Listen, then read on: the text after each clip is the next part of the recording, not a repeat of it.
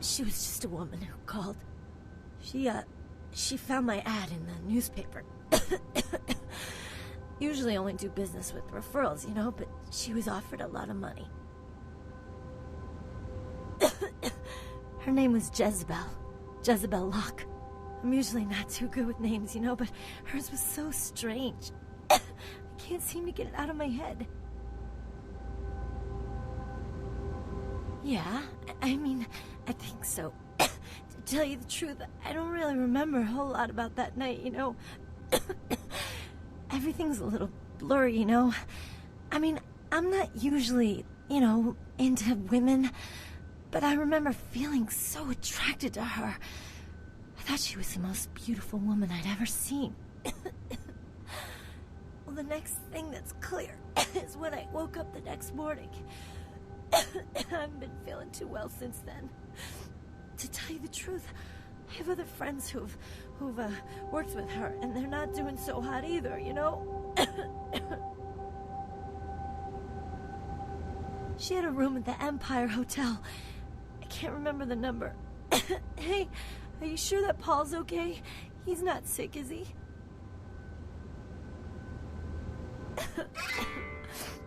Good. He's a nice guy. I hope he calls me again sometime. I hope so. I really do.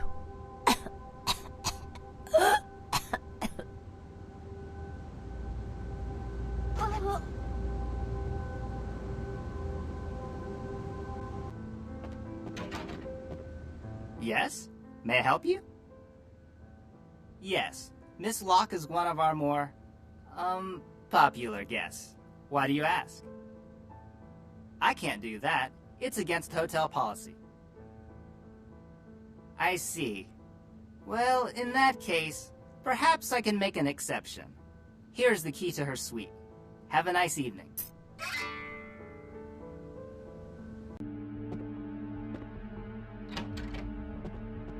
Oh, yeah. Who do we have here? Are you a believer, little morsel? Have you come for the kind of enlightenment only Jezebel can give? Yes, I am Jezebel, and I have such things to show you, little morsel. Such beautiful, dirty little things. Won't you come into my parlor? Oh, come on now. Don't deny yourself the pleasure of Jezebel's talents. Just a few more steps, and we can be enveloped by the sweet darkness, become slaves to the desires of our wasted flesh. Oh, you cannot escape me, little morsel. One way or another, you and I will intertwine our beings on the way into the ninth circle, and I will send you forth, full of the sweet sickness I carry.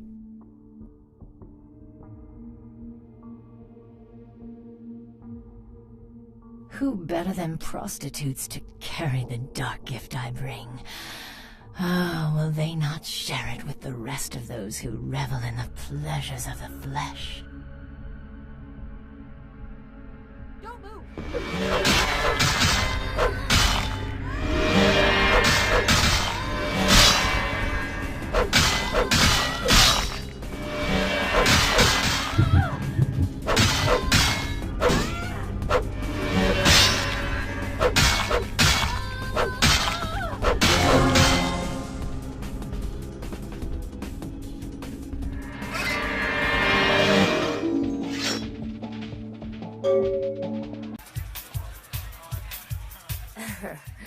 I knew you'd talk to me. I swear you were all, like, totally drawn to me.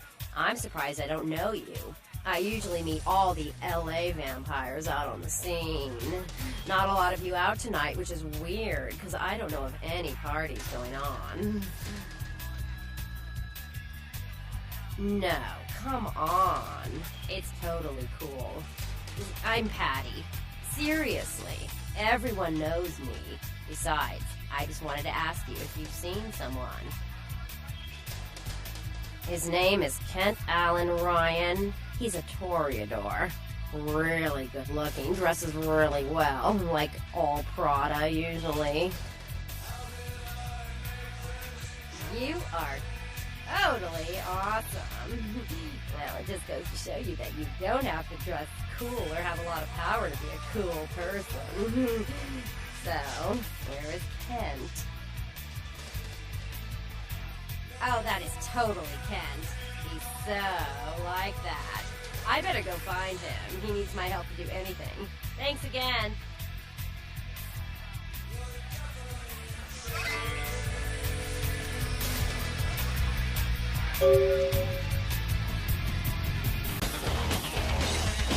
Ugh, can't. We told him to burn the blood and go to the hospital. Said he thought he'd get over it. Kind of stubborn that way. Just proves the plague bearer's gotta be found. Right on. Except we just did a second one over near the convention center. They're part of some doomsday cult, apparently. No telling how many there are, but it's open season on all these sick sons of bitches.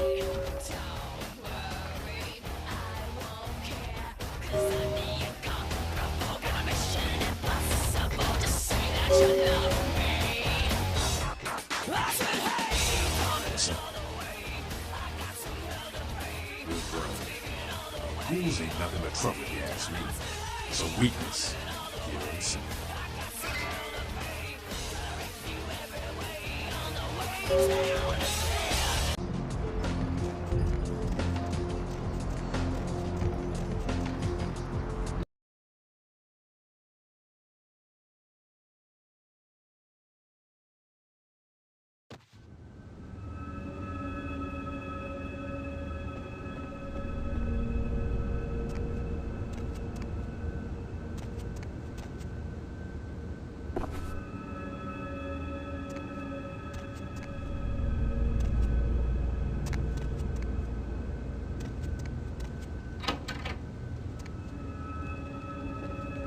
Greetings, neonate.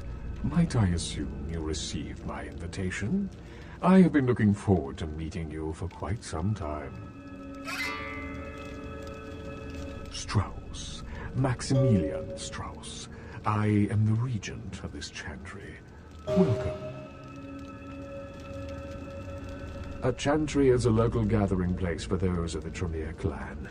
I live here, as do apprentices from time to time. A regent is the leader of a chantry, as well as a teacher to young Tremere apprentices who are studying the mysteries of our clan. I'm sorry, neonate.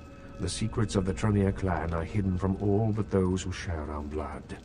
You would do best not to look into them any further.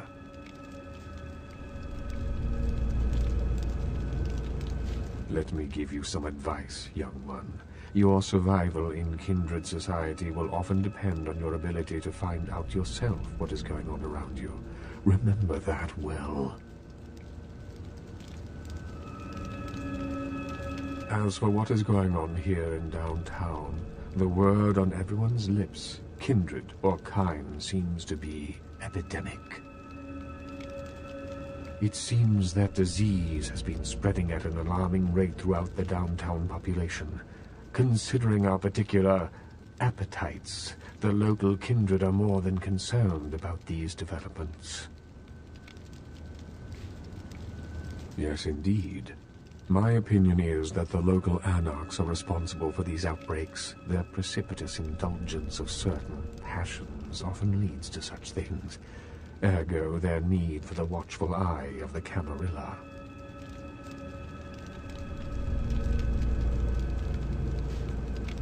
I see. Most disappointing, neonate. You seem to show a startling lack of concern when choosing your associates in this new life. I pray that their lawless proclivities do not ultimately affect your own standing among your other peers.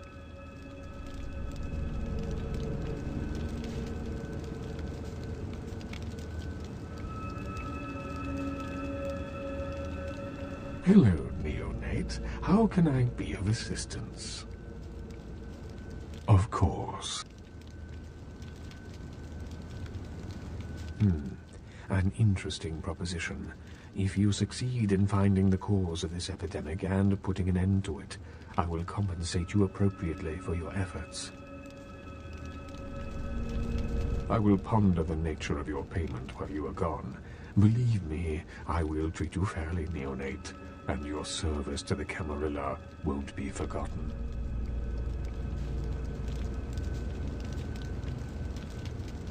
The Camarilla. It is merely a kindred sect that exists to protect its members from the outside world. There are specific codes of behavior that we abide by in order to ensure the continuance of our species. It is nothing more and nothing less. Surely. What else would you like to know? No. There are many independent clans who are not aligned with the Camarilla. And the Sabbat is another sect of various vampire clans whose beliefs are very different than our own. Unsavory sorts, to say the least. I understand you have already run afoul of them. Ah, yes, the infamous Mr. Rodriguez. I understand you owe him your life twice now. Had he not intervened, the prince would have surely had that hound of his separate your head from your shoulders. In any case, it's a shame that Rodriguez cannot see the wisdom of the Camarilla. He would make a powerful ally. As it is, he is a significant thorn in LaCroix's side, which serves my purposes just the same.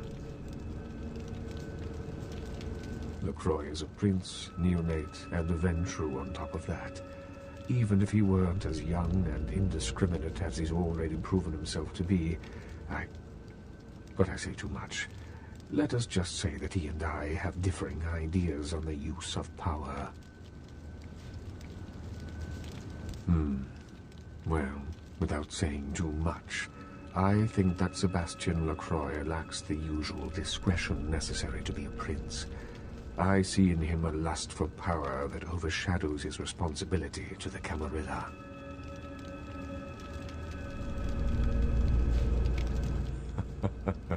No, young one. I aspire not to such lowly heights. My only interests are those of my clan and the Camarilla. You will do well in this new life, young one. That I can see already. Surely. What else would you like to know? The Anarchs feel that they don't need the structure and discipline of the Camarilla.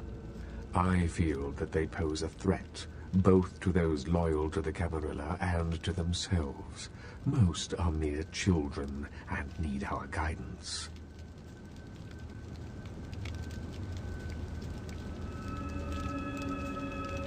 Surely. What else would you like to know? Of course. What is it you would like to know? No more than yourself. But I do know that LaCroix is much too focused on acquiring it. His obvious need for it reveals a weakness that his enemies may one day exploit. I do not know, although I must admit that I sense a change in the night air, something subtle and not altogether pleasant. Perhaps the arrival of the sarcophagus is the harbinger of something more dreadful. I will say no more.